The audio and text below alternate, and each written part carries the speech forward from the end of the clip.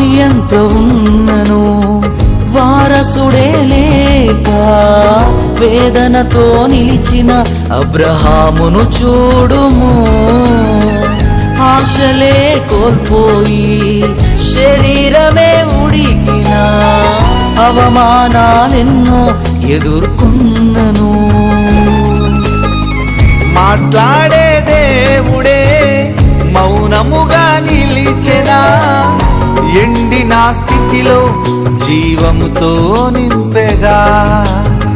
వేచి ఉన్న దినములే వ్యర్థములైపోయేనా, లెక్కకు మించిన సంతానమును పొందెగా.